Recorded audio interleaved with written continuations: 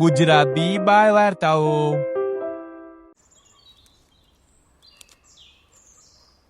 ઘણા સમય પહેલાંની વાત છે. ભગુનગરમાં એક વિશાળ જંગલ હતું.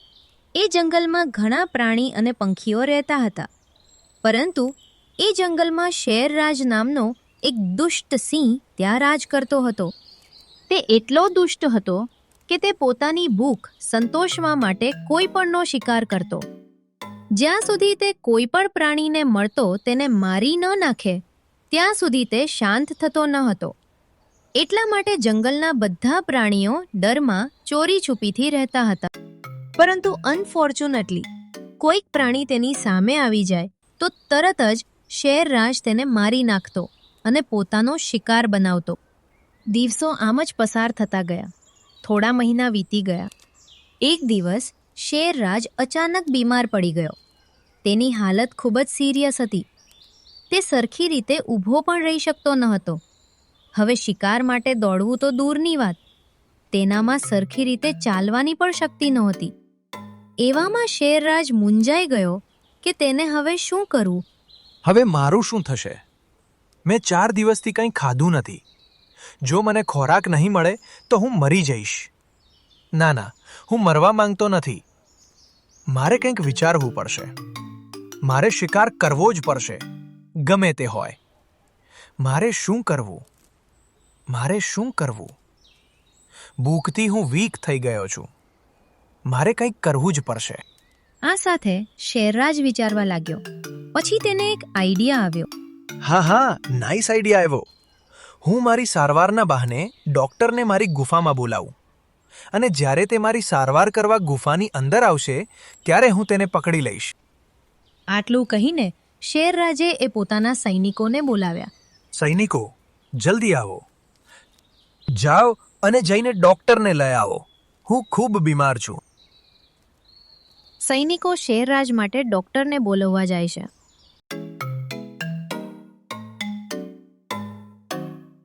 અને થોડીવાર પછી ડૉક્ટર દીપડો શેરરાજની ગુફા પાસે આવી છે અને સીધો અંદર જાય છે.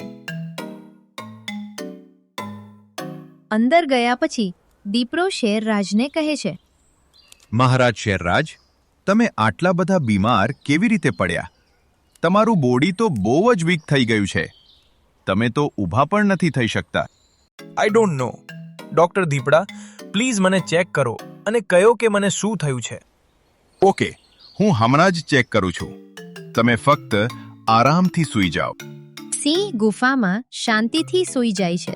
આટલું કહીને દીપડો શેરરાજ પાસે જાય છે. પણ શેરરાજ તેને પકડી લે છે અને તેને ખાઈ જાય છે. આજે ઘણા દિવસો પછી મેં સારું ભોજન કર્યું છે. આજે મને ખૂબ જ બેટર લાગી રહ્યું છે. આજે તો ભરાઈ ગયું, પણ કાલનું શું? શું મારે કાલે બીજાને બોલાવવો પડશે? પણ જો આ દીપડો પાછો નહીં જાય જંગલમાં તો બીજો દીપડો કેમ આવશે? મારે બીજું કંઈક વિચારવું પડશે. પણ અત્યારે છોડો, સૂઈ જાઓ શાંતિથી. હું હવે સિંહ ગુફામાં શાંતિથી સૂઈ જાય છે. 2-3 દિવસ પછી શેરરાજ ફરીથી ભૂખ્યો થાય છે. તે વિચારે છે કે હવે તે ખોરાક કેમ ભેગું કરશે. ત્યારે તેને આઈડિયા આવ્યો. હા, મારા સૈનિકો, શું કામ ના છે? હું તેમનો શિકાર કેમ ના કરું? પછી શેરરાજ તેના સૈનિકોને ગુફામાં બોલાવીને શિકાર કરે છે. થોડા દિવસ વીતી જાય છે. પછી એક દિવસ શેરરાજને ગુફાની બહાર એક ઝાડની ડાળીએ પોપટ દેખાય છે. શેરરાજ તેને કહે છે, પોપટભાઈ, હું ખૂબ બીમાર છું. દીપડા ડૉક્ટરની ટીમ મારી સારવાર કરી રહી છે. તેઓ મારા પર હાર માની ચૂક્યા છે. એવું લાગે છે કે હું અહીં ફક્ત થોડા દિવસો માટે છું. મને બચવાની કોઈ આશા નથી. ના મહારાજ શેરરાજ, તમે આવું કેમ કહી રહ્યા છો? તમારા હોપ રાખો અને મનને મજબૂત રાખો. તમે જલ્દીથી એકદમ ફિટ એન્ડ ફાઇન થઈ જશો. તમે અમારા રાજા છો. અમે તમને કંઈ થવા દઈશું નહીં. પણ પોપટભાઈ, મને લાગે છે કે હવે મારી પાસે વધારે ટાઈમ બચ્યો નથી. મારી ફક્ત એક લાસ્ટ વિશ છે. જો કોઈ તે પૂર્ણ કરે તો હું શાંતિથી મરી શકીશ. મહારાજ શેરરાજ, પ્લીઝ મને કહો, તમારી લાસ્ટ વિશ શું છે? ઓ, શું તું મારી લાસ્ટ વિશ પૂરી કરીશ? હા, ઓફકોર્સ મહારાજ શેરરાજ, હું ટ્રાય કરીશ. પ્લીઝ મને તારી લાસ્ટ વિશ વિશે કહો. Oh, thank you so much Popatbhai. મારી લાસ્ટ વિશ મારી પ્રજાને જોવાની છે. જો તું આ લાસ્ટ વિશ બધા પ્રાણીઓ સુધી પહોંચાડે તો હું શાંતિથી મરી શકીશ. હા, શ્યોર મહારાજ. શેરરાજ, હું તમારી લાસ્ટ વિશ બધા પ્રાણીઓ સુધી પહોંચાડીશ. પોપટને શેરરાજની હાલત પર દયા આવે છે. તે ઉડી જાય છે અને બધા પ્રાણીઓ સુધી આ સમાચાર પહોંચાડે છે. પોપટના શબ્દો સાંભળીને બધા પ્રાણીઓ એકબીજા સાથે વાત કરવા લાગે છે. કોઈએ સાચું કહ્યું છે. પ્રાણીઓ જ્યારે મૃત્યુ પામે છે ત્યારે તેમને ખૂબ પસ્તાવો થાય છે. છેવટે આ આપણો રાજા છે. આપણે તેની લાસ્ટ વિશ પૂરી કરવી જોઈએ. હા, આપણે તેની તબિયત પૂછવી જોઈએ, અને જો તે સ્વસ્થ થઈ જાય તો હવે એટલીસ્ટ શેરરાજ આપ શિકાર નહીં કરે. અને આ લોભથી પ્રેરાઈને એક ગધેરો તેની તબિયત પૂછવા જાય છે. ગુફામાં પહોંચતાની સાથે જ તે બૂમ પાડે છે અને ગધેરાના અવાજથી સિંહના મોઢામાં પાણી આવી જાય છે. મહારાજ, શેરરજની જય હો મહારાજ. સાંભળ્યું છે કે તમારી તબિયત ઠીક નથી, એટલું હું તમારી ખબર પૂછવા આવ્યો છું. અરે ગધેડા, તું અંદર આવી જા. હું તને મળવા બહાર પણ નથી આવી શકતો. મારી તબિયત સારી નથી ભાઈ. હું ઊભા પણ નથી રહી શકતો. ઓહ, એવી વાત છે. મહારાજ, તમારે બહાર આવવાની કોઈ જરૂર નથી. હું ફક્ત તમારી ખબર કાઢવા આવ્યો છું. ઓહ, ઓકે, અંદર આવી જા. હું એક કામ કરું, હું અંદર જઈને ભાઈ ડૉક્ટર દીપડાને મળીશ. જો તેને કોઈ મેડિસિનની જરૂર હોય તો હું તે જંગલમાંથી લાવીશ. સિંહના શબ્દો સાંભળીને ગધેડો ધીમે ધીમે ગુફાની અંદર જાય છે. દરમિયાન શેરરાજ ગુફાની અંદર છાની અંદર છુપાઈ જાય છે, જેથી તે પાછળથી હુમલો કરી શકે. ગધેડો અંદર જાય છે, પણ તેને શેરરાજ ક્યાંય દેખાતો નથી. પછી તે કહે છે, અરે મહારાજ શેરરાજ, તમે ક્યાં છો? બસ ત્યારે જ શેરરાજ પાછળથી તેના પર હુમલો કરે છે અને તેને ખાઈ જાય છે. મજા આવી ગઈ મને તો. હવે મને વધુ શક્તિ મળી. પણ હવે હું બહાર ક્યાંય નહીં જાઉં. ગુફામાં રહીને જ ભોજન કરીશ. આ રીતે શેરરાજ ઘરે બેઠા બેઠા દરરોજ શિકાર શોધવા લાગ્યો. દરરોજ કોઈને કોઈ પ્રાણી સિંહની તબિયત પૂછવા આવતો અને તે તેને પકડીને ખાઈ જતો. આ રીતે તેનો દિવસ સારો પસાર થતો હતો. વાહ, સ્વસ્થ રહેવા કરતાં બીમાર રહેવું સારું. ઓછામાં ઓછું તેને ઘરે બેસીને સારો ખોરાક મળી રહ્યો છે. થોડા વધુ દિવસો આ રીતે પસાર થાય છે. હવે જ્યારે જંગલમાં પ્રાણીઓ ઓછા થવા લાગે છે ત્યારે જંગલના અન્ય પ્રાણીઓ ચિંતિત થઈ જાય છે. અરે ભાઈઓ, શું બધાએ એક વાત ધ્યાનમાં લીધી? આપણા જંગલમાં પ્રાણીઓ ઓછા થઈ રહ્યા છે. આ બધા શિયાળ અને હરણ ક્યાં ગયા? હા, મને પણ આશ્ચર્ય થાય છે કે આ બધા પ્રાણીઓ, જેમાં શિયાળ અને હરણ, સસલા, બકરા અને ગધેડાનો સમાવેશ થાય છે, ક્યાં ગાયબ થઈ ગયા? શું એવું નથી કે પડોશી જંગલમાંથી સિંહો આપણા મહારાજ શેરરાજને બીમાર જોઈને અહીં આવીને આપણા રહેવાસીઓનો શિકાર કરી રહ્યા છે? જો આવું થાય તો તે આપણા માટે ખતરાની વાત છે. તેઓ આપણા જંગલના બધા પ્રાણીઓનો નાશ કરશે. જો આવું થઈ રહ્યું છે તો આપણે તે સિંહનો સામનો કરવો પડશે. આપણે તેની સામે એક થવું પડશે, તો જ તેને રોકી શકાય છે. હા, અને ફક્ત સિંહ રાજા જ આપણને સિંહનો સામનો કરવાનો વિચાર આપી શકે છે. મારે સિંહ રાજા પાસે જવું પડશે, ગમે તે હોય. તે બીમાર પડ્યા પછી મેં તેની મુલાકાત પણ લીધી નથી.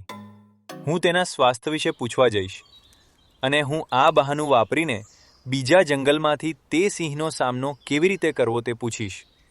તો કાચબાભાઈ જલ્દી જા, નહીં તો આજે આપણામાંથી કોઈ બીજા જંગલમાંથી સિંહનો શિકાર બની જશે.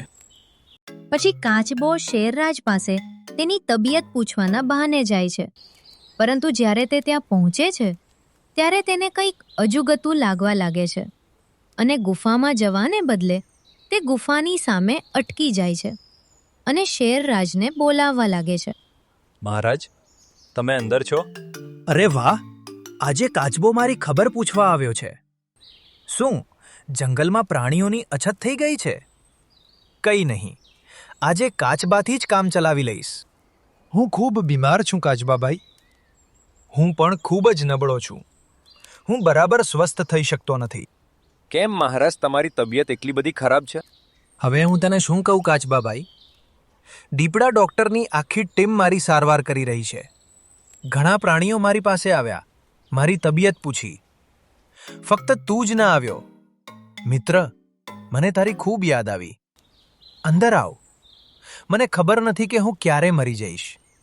હું અહીં ફક્ત થોડા દિવસો માટે છું. ઓછામાં ઓછું મને તને છેલ્લી વાર જોવા દો. અંદર આવ ભાઈ. હા હા મહારાજ શેરરાજ, હું હમણાં અંદર આવું છું. શેરરાજ અંદર રાહ જોઈને બેઠો હતો, પણ જ્યારે થોડા સમય પછી પણ કાચબો અંદર ન આવ્યો ત્યારે સિંહ મૂંઝાઈ ગયો. પછી તેણે કહ્યું, શું થયું કાચબાભાઈ?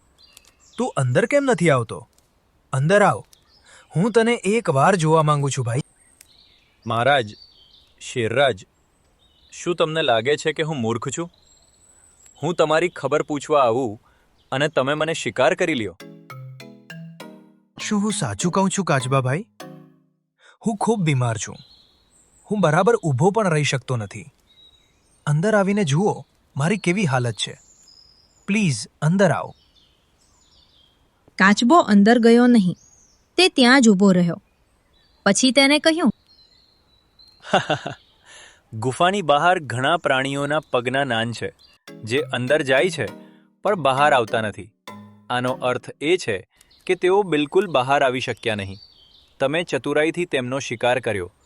ગરીબ પ્રાણીઓએ તમારી તબિયત પૂછવાનો પ્રયાસ કરતા પોતાના જીવ ગુમાવ્યા. પણ હું તમારા હાથમાં નહીં આવું અને આજથી કોઈ પ્રાણી તમારી તબિયત પૂછવા આવશે નહીં. હું જંગલના બધા પ્રાણીઓને આ વાત કહીશ. આ સાથે કાચબો ત્યાંથી નીકળી જાય છે અને બધા પ્રાણીઓને સિંહની ચાલાકી વિશે જાણ કરે છે. તે દિવસથી કોઈ પણ પ્રાણી તેની તબિયત પૂછવા માટે તેની ગુફામાં જતું નથી. ધીમે ધીમે સિંહ બીમાર અને નબળો પડી જાય છે. એક દિવસ સિંહ ખૂબ જ વેદનામાં છે. પોતાનો અંતિમ શ્વાસ લઈ રહ્યો છે. પછી જંગલના બધા પ્રાણીઓ તેને મળવા આવે છે. પછી તે ધીમે ધીમે પ્રાણીઓને કહે છે, મારા પ્રિય વનવાસીઓ, પ્લીઝ મને માફ કરો. આઈ એમ સો સોરી. આજે હું સમજું છું કે જો મેં તમને બધાને સાચા રાજા તરીકે સાચવ્યા હોત તો તમે મારી સેવા કરી હોત અને મારો જીવ બચાવ્યો હોત. Please, so sorry. મને માફ કરો. હું એક ભયંકર વ્યક્તિ છું. મેં તમારા બધા સાથે ખૂબ જ અન્યાય કર્યો છે. હું જાણું છું કે મને માફ કરવું અશક્ય છે. છતાં હું તમને છેલ્લી વાર વિનંતી કરું છું, મારા વનવાસીઓ, મને માફ કરો. આમ કાચબાની ચાલાકીને કારણે જંગલના અન્ય નિર્દોષ પ્રાણીઓના જીવ બચી ગયા છે અને તેઓ બધા રાહતનો શ્વાસ લે છે. બાળ મિત્રો, લાઈક કરો આનું ના ભૂલતા, સબસ્ક્રાઇબ કરો આપણી ચેનલ ગુજરાતી બાળ વાર્તાની અને જુઓ સુંદર મજાની વાર્તાઓ.